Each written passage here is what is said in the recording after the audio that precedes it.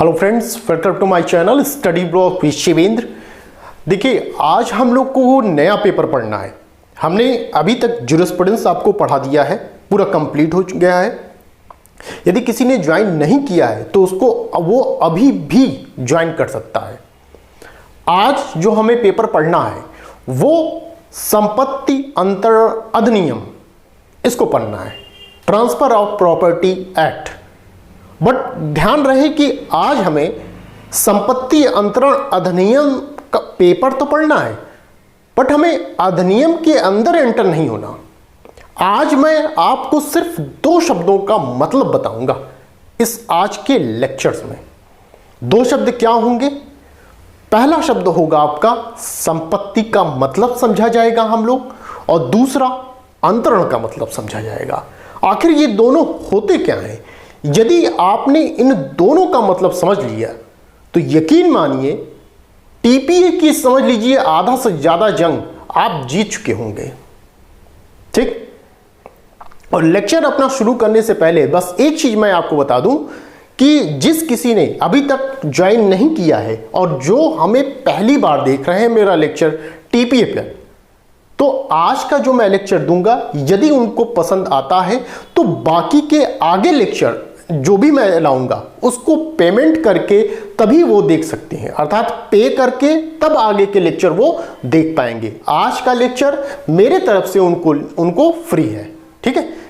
और पेमेंट आप यहां पे नंबर दिया गया है, मोबाइल नंबर और व्हाट्सएप, यहां पर मुझसे संपर्क करके आप आगे पेमेंट करके लेक्चर्स और आगे देख सकते हैं। और ये टेलीग्राम ग्रुप है शिवेंद्र लॉ स्टडी, यहां पर आप ज्वाइन हो सकते हैं। ठीक है। चलिए लेक्चर्स की बात करें। देखिए नंबर 1 यहां कोई प्रॉब्लम होती है तो यहां नंबर मैंने लिखा है, यहां आप देख लीजिएगा, ये क्लियर होगा। टीपीए क्या पढ़ना है हमें? टीपीए में अधिनियम नहीं जाना, पहली चीज आप समझ लीजिए, अधिनियम नहीं पढ़ना हमें। अभी हमें सिर्फ बाहर के आवरण को पढ़ना है। बाहर के आवरण में 2 शब्द, संपत्ति को जानना है कि संपत्ति होती क्या है, और अंतरण को जानना है कि अंतरण क्या होता है। ठीक है। संपत्ति हमने बताया, ये अंतरण बताया ये। अब एक एक करके जानते हैं संपत्ति क्या है। सबसे पहले प्रश्न उत्पन्न होता है, अगर हम संपत्ति अंतरण अधिनियम पढ़ने जा रहे हैं तो हमें यह जानना नितांत आवश्यक है कि आखिर संपत्ति क्या होती है। तो संपत्ति के विषय में यदि एक सामान्य व्यक्ति से पूछा जाए जिसे लॉ का कुछ ज्ञान नहीं है तो वो क्या बताएगा? क्या वो सोचेगा कि संपत्ति का मतलब आखिर क्या होता है? क्या सोच सकता है? वो ये सोचेगा कि संपत्ति का मतलब क्या है? धन है, दौलत है, गाड़ी है, घोड़ा है, बंगला है, मकान है, खेत खलिहान है, सामान है और जायदाद है। उसके दिमाग में संपत्ति का मतलब यही सब नाचेगा। जो सामने दिख रहा है उसको वही संपत्ति दिखेगी, वो यही सब चीजों को संपत्ति मानेगा। ठीक है। और मूलतः यदि हम लोग अपने हिसाब से देखा जाए सामान्य तौर पर जिसे हमें पढ़ना है इसमें, तो संपत्ति कितने प्रकार से होगी? तो संपत्ति मुख्यतः 2 प्रकार से होगी। मुख्यतः 2 प्रकार। वैसे तो संपत्ति कई हैं, लिक्विड प्रॉपर्टी है, तो तमाम तरह की प्रॉपर्टी आजकल आ गई हैं, तो उन सब संपत्ति के विषय में हम बात नहीं करेंगे। आज हम उस संपत्ति के बारे में बात करेंगे जो हमें पढ़ना है। तो संपत्ति मुख्यतः समझ लीजिए 2 प्रकार की होती है। कौन कौन सी? एक होती है चल संपत्ति और दूसरी होती है अचल। एक चल संपत्ति और दूसरी अचल संपत्ति। चल संपत्ति मतलब मूवेबल प्रॉपर्टी और अचल संपत्ति मतलब इमूवेबल प्रॉपर्टी। ठीक है। अब बात यह उठता है कि आखिर चल संपत्ति क्या होती है और अचल संपत्ति क्या होती है। देखिए ध्यान से पढ़िए, एक एक टॉपिक मैं पूरा क्लियर करूंगा, आपको लगेगा ही नहीं कि टीपीए भी टफ था। चल संपत्ति क्या है? चल संपत्ति मान लीजिए जिस संपत्ति को एक जगह से दूसरी जगह आप स्थापित कर सकते हैं या दूसरे जगह दूसरे को दे सकते हैं तो उसको क्या कहते हैं? चल संपत्ति। मूवेबल मतलब मूव हम कर सकते हैं। ठीक है। तो उसको क्या कहेंगे? चल संपत्ति। अचल संपत्ति क्या है? वो संपत्ति जिसे हम एक जगह से दूसरे जगह स्थापित नहीं कर सकते हैं, वो क्या होती है? अचल संपत्ति। चल संपत्ति का उदाहरण देखें तो कुछ भी हो जाएगा, मार्कर है यहां से वहां हम कर सकते हैं, ठीक है, चल संपत्ति। चेयर है यहां से वहां कर सकते हैं, बोर्ड है, व्हाइट बोर्ड है, इधर से उधर कर सकते हैं, चल संपत्ति। तो ये सब क्या है? चल संपत्ति।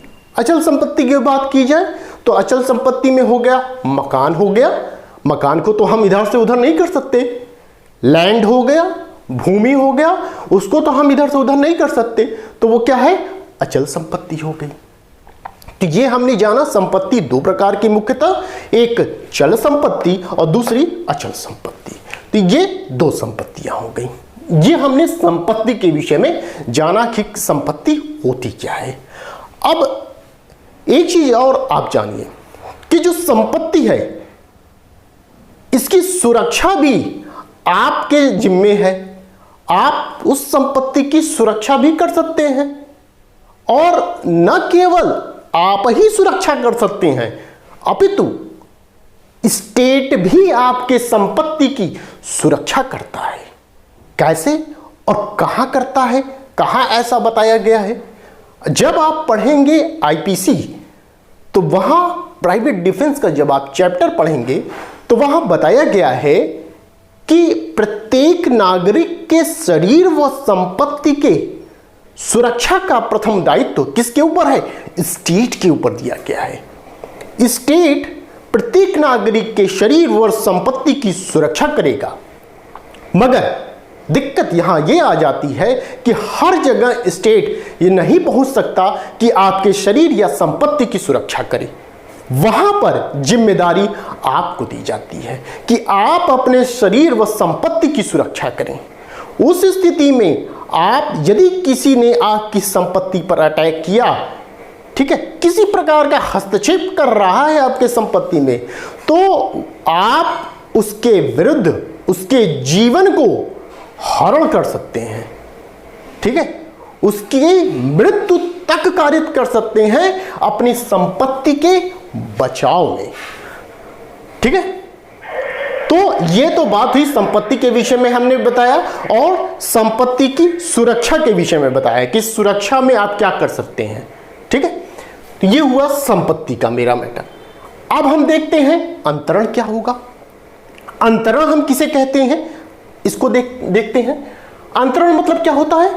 अंतरित करना, किसी चीज को एक जगह से दूसरी जगह अंतरित करना, या किसी को देना सामान, क्या होगा? अंतरित करना। अब देखिए क्या मतलब है अंतरण का? एक से दूसरे को दिया जाना ही क्या कहलाता है? अंतरण कहलाता है। हम हैं, आप हैं, एक से दूसरे को दिया जाना ही अंतरण कहलाता है। क्या दिया जाना? प्रश्न ये उत्पन्न होगा, आखिर क्या दिया जाना, क्या दिया जाता है? तो क्या दिया जाता है? जवाब में आएगा हित दिया जाता है, इंटरेस्ट दिया जाता है। ध्यान रखिएगा, मोस्ट इंपॉर्टेंट पॉइंट है ये, हित दिया जाता है। कभी भी अंतरण में आप क्या देते हैं? अपना हित देते हैं, ठीक है। पूछा जाए आपसे कि जब आप किसी को एक वस्तु को दूसरे, एक चीज को दूसरे को देते हैं तो आप उसमें क्या देते हैं? आप अपना हित देते हैं। अब प्रश्न उत्पन्न होता है हित क्या है? तो हित क्या है? हित अधिकारों का एक बंडल है, समूह है अधिकारों का, अर्थात कि एक हित में कई अधिकार होते हैं और कई अधिकारों को मिलने से हित का निर्माण होता है, ठीक है। इसीलिए मैंने देखिए लिखा हुआ है हित इज इक्वल टू अधिकारों का बंडल, ठीक है। हित मतलब अधिकारों का बंडल। आपके पास कई राइट्स हैं अगर हित है आपके पास, तो जैसे 1 2 3 4 5 6 कई प्रकार के हित हैं आपके पास, कई राइट्स हैं हित में। जैसे एक अधिकार क्या हो सकता है? हाँ, जैसे हमारा ये है मार्कर है, ये प्रयोग करने का हो सकता है। और क्या हो सकता है? बनाए रखने का हो सकता है कि हम इसको अपने पास ही बनाए रखें, और क्या हो सकता है हम अंतरित कर सकते हैं किसी को, और क्या हो सकता है हम वैनित कर सकते हैं, हम बेच सकते हैं इसको, और क्या हो सकता है, और यह भी हो सकता है कि हम इसको नष्ट कर सकते हैं, उठा के फेंक दें, जला दें, तोड़ दें। तो ये भी करने का हमें राइट दिया गया है। तो इस तरह हम कह सकते हैं कि भाई हित में कई प्रकार के अधिकार होते हैं। उन अधिकारों में से व्यक्ति किसी को अंतरित करता है, एक अधिकार को अंतरित करता है, या पूरे के पूरे अधिकार को अंतरित करता है। ठीक है, हित में जब पूरे के पूरे अधिकार को हम अंतरित कर देते हैं तो क्या होता है, दूसरे के पास क्या चला जाता है, वो स्वामित्व हो जाता है। ठीक है, वो स्वामी हो जाता है दूसरा व्यक्ति। जैसे ही हमने पूरे अपने अधिकार को ट्रांसफर कर दिया तो वो क्या हो जाएगा, स्वामी, फिर हमारे पास कोई अधिकार नहीं बचेगा। ठीक है, अब ध्यान ये दीजिए कि अंतरण का मतलब क्या है। अंतरण का मतलब देखिए, एक ये हो सकता है कि जैसे हमने ये मार्कर है, हमने ये उठाया, आपको दे दिया, आपको लिखने के लिए दे सकते हैं, आपको बेच सकते हैं। तो ये क्या कर रहे हैं, हमने अपने एक हित का अंतरण किया है। ठीक है, हित में एक राइट का अंतरण किया है, आपको लिखने के लिए हमने दिया है, तो एक राइट का अंतरण कर रहे हैं। तो ये सामान है, यहां से वहां चला गया, ये क्या हो गया, ये हमारी चल संपत्ति है। वहीं भूमि है, क्या भूमि को भी हम यहां से वहां कर सकते हैं, नहीं, अचल संपत्ति में हम यहां से वहां नहीं कर सकते हैं। तो कैसे ट्रांसफर होगा, तो कैसे ट्रांसफर होगा, सवाल ये उठता है। ट्रांसफर ऐसे होगा कि उसके अधिकार जाते हैं, भूमि वहीं की वहीं रहती है। ठीक है, भूमि वहीं की वहीं रहती है, बस अधिकार चेंज हो जाते हैं, लोग चेंज हो जाते हैं।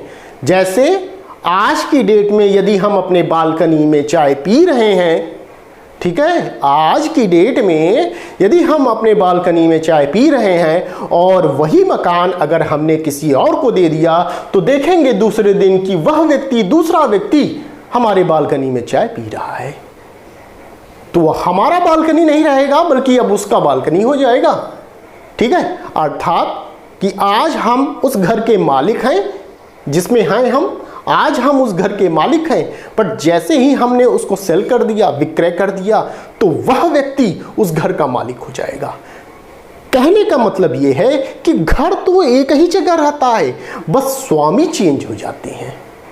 ठीक है, लोग चेंज हो जाते हैं, घर एक ही जगह रहता है, ये ध्यान रखिए। जमीन थोड़ी ना इधर से उधर चली जाती है, जमीन वही रहती है, बस उस जमीन का स्वामी चेंज हो जाता है।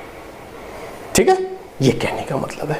अब एक चीज और समझिए इंपॉर्टेंट, हित हमने क्या बताया कि यह अधिकारों का बंडल है, कई अधिकार मिलके हित का निर्माण करते हैं। अब समझिए हित है क्या, हित आपके लिए आत्मा है। क्या है, आत्मा है। प्रश्न उठा किसकी, किसकी आत्मा है, तो इसकी, किसकी, संपत्ति की, संपत्ति की आत्मा है। ध्यान दीजिए, आत्मा, हित क्या है, आत्मा है, किसकी है, यहां ये किसकी है, तो ये संपत्ति की आत्मा है। ठीक है, संपत्ति की आत्मा कहते हैं। कैसे, आज ये मेरा सामान है, ठीक है, मैंने इसे आपको सेल कर दिया, अब ये आत्मा कहां चली गई, ये हित था ना इसमें मेरा, तो आत्मा कहां चली गई, आप में चली गई। ठीक है, आप में सभी हित चले गए, अब मेरे पास कुछ नहीं रखा, कोई राइट नहीं है, कुछ भी नहीं मेरे पास है, मेरे समस्त अधिकार आप में निहित हो गए। जैसे कहा जाता है ना कि जब शरीर नष्ट हो जाता है तो आत्मा एक शरीर छोड़कर दूसरे शरीर में निवास करती है, ठीक उसी प्रकार आप जब किसी वस्तु को सेल करते हैं, विक्रय करते हैं, तो वह हित जो है जिसे हम आत्मा कह रहे हैं, वह हित दूसरे के पास चला जाता है। अब वो व्यक्ति जो दूसरा व्यक्ति है उस वस्तु के साथ कुछ भी कर सकता है, बेच दे, तोड़ दे, फोड़ दे, जो करना है सो कर दे, उसके पास समस्त राइट चले गए। ठीक है, इसीलिए यहां पर आत्मा कहा जा रहा है। या दूसरे तरीके से एक बार और समझ लेते हैं अच्छे ढंग से, हित है क्या, समझिए, ये समझ लीजिए, ये समझिए,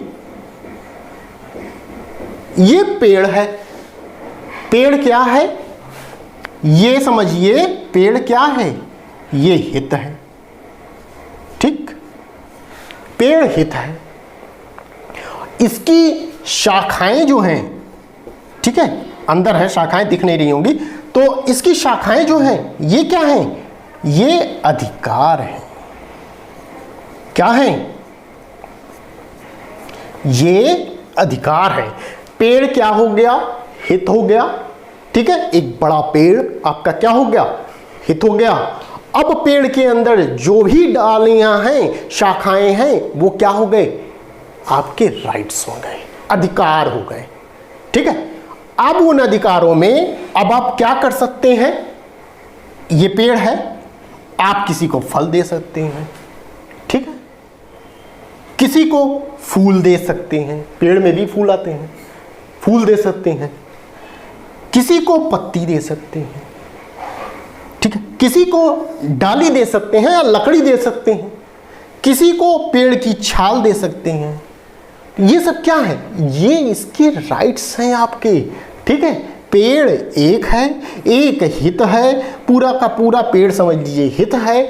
उन हित में कई राइट्स हैं आपके, उन राइट्स में किसी भी राइट्स का आप यूज कर सकते हैं। राइट के रूप में कोई आप फल दे रहे हैं, वो एक आप अधिकार अपना यूज कर ले रहे हैं, कोई फूल दे रहे हैं, छाल दे रहे हैं, लकड़ी दे रहे हैं, पत्ती दे रहे हैं, ये आप क्या कर रहे हैं, ये अधिकार हैं आप। अब इन सभी चीजों को मिलाकर क्या हुआ, पेड़ बना।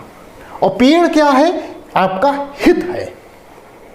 क्लियर, पेड़ हित है। तो आप बस इतना सीधे समझ लीजिए कि हित क्या है, हित अधिकारों का एक बंडल है। जिस किसी ने ज्यूरिस्प्रूडेंस की क्लास ज्वाइन की होगी, वहां हमने बताया था, हित का मतलब बताया था। वहां एक आपका ज्यूरिस्ट ने कहा था कि स्वामित्व क्या है, एक मान्य और संरक्षित हित है। किसने कहा था, फट से बताएंगे आप, जिन लोगों ने ज्यूरिस्प्रूडेंस ज्वाइन किया था वो फट से मुझे बताएंगे ये किसने कहा था कि जो स्वामित्व है वो क्या है, एक मान्य और संरक्षित हित है। वहाँ हमने अच्छे से एक्सप्लेन किया था कि मान्य क्या होता है, संरक्षित हित क्या होता है, वहाँ हमने बताया था। ठीक है, तो यही चीज़ यहाँ भी है कि हित क्या है। आई थिंक आप समझ चुके होंगे कि हित होता क्या है। ठीक है, तो इस तरह देखिए हमने संपत्ति पढ़ लिया। ठीक है, संपत्ति आपका क्लियर हो गया। और अंतरण किसे कहते हैं ये हमने आपको बता दिया। ये दो चीजें हमने बताया, संपत्ति क्या है और अंतरण क्या है। अंतरण में हमने हित बताया कि हित क्या है, अधिकारों का बंडल है। हित का मतलब क्या है, ये पूरा हमने आपको बता दिया। अब नेक्स्ट पॉइंट चलते हैं। ये तो हुआ संपत्ति और ये हुआ अंतरण। अब आगे है संपत्ति का अंतरण। संपत्ति का अंतरण कितने प्रकार से होगा, प्रश्न ये उठता है कि भाई जो संपत्ति का अंतरण है वो कितने प्रकार से होगा। तो मुख्यतः दो प्रकार से होता है। ध्यान रहे, संपत्ति का अंतरण दो प्रकार से होता है। हमने पहले संपत्ति देखिए पढ़ा, फिर अंतरण पढ़ा, अब हम पढ़ रहे हैं संपत्ति का अंतरण। ठीक है, संपत्ति का अंतरण दो प्रकार से होगा। कितने प्रकार से, दो प्रकार से। पहला पक्षकारों के कार्य के द्वारा होता है, ठीक है, और दूसरा विधि के प्रवर्तन द्वारा होता है। पक्षकार के कार्य के द्वारा कैसे होगा, पक्षकार के कार्य के द्वारा हमने ये मार्कर उठाया, आपको दे दिया, अंतरित कर दिया, ये पक्षकार आपस में करते हैं। ठीक है, तो ये क्या होता है, पक्षकार के कार्य के द्वारा होगा। ओके, और ये कहाँ लिखा गया है। देखिए, कभी भी आपसे प्रश्न ये उत्पन्न हो जाए, ये पूछा जाए आपसे कि भाई जो संपत्ति का अंतरण है दो प्रकार से, आप कह रहे हैं कि पक्षकारों के कार्य के द्वारा होगा और दूसरा विधि के प्रवर्तन द्वारा होगा, बट जो पक्षकारों के कार्य के द्वारा होगा वह कहाँ उल्लिखित है, कहाँ बताया गया है। ये प्री का क्वेश्चन बन सकता है आपका, ये कहाँ बताया गया है, तो ये जब आप टीपीए का पहला चैप्टर आप पढ़ेंगे तो वहाँ एक प्रेम्बल है दिया हुआ, उद्देशिका है, वहाँ पर बताया गया है पक्षकारों के कार्य द्वारा संपत्ति का अंतरण। आप देखिएगा, पढ़िएगा, ठीक है, वहाँ बताया गया है, देखेंगे आप, उद्देशिका में स्पष्ट ये बताया गया है पक्षकारों के कार्य के द्वारा संपत्ति का अंतरण बताया गया है, ठीक है।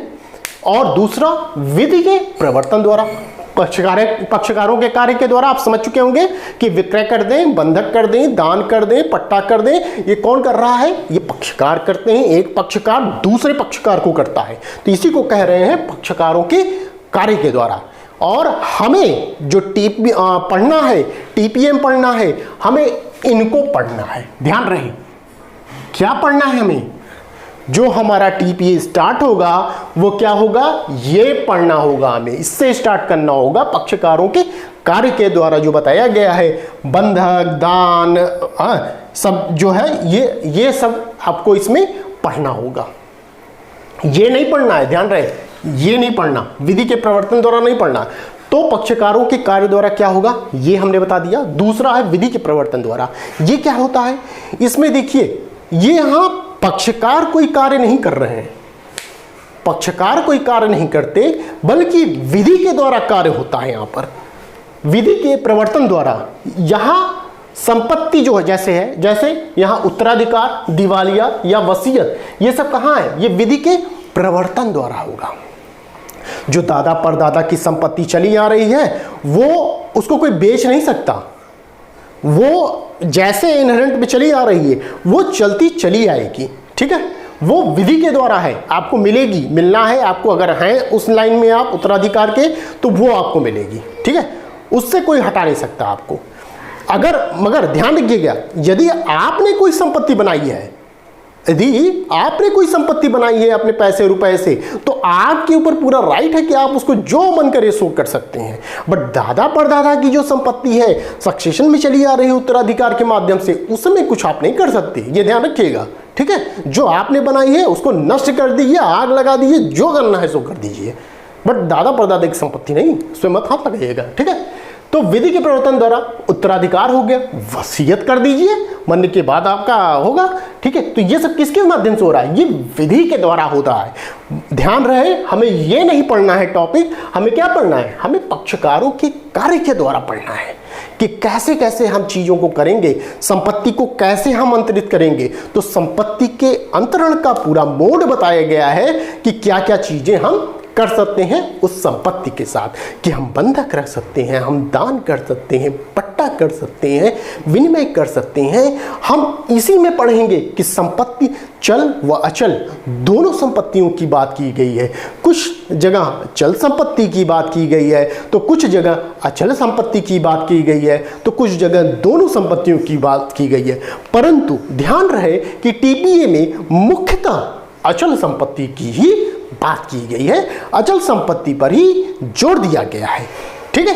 तो इस तरह हमने क्या पढ़ा है, इसमें हमने देखिए संपत्ति पढ़ा कि संपत्ति होती क्या है, उसके सुरक्षा के विषय में भी थोड़ा सा जान लिया, अंतरण पढ़ा कि अंतरण होता क्या है, और उसके बाद हमने पढ़ा संपत्ति का अंतरण क्या है, ठीक है। ये हमने पढ़ा, संपत्ति का अंतरण कितने प्रकार से, इसके विषय में हमने जाना। तो इस तरह हमने पूरा का पूरा ये जो जिस था टीपीए का, ये हमने जाना है।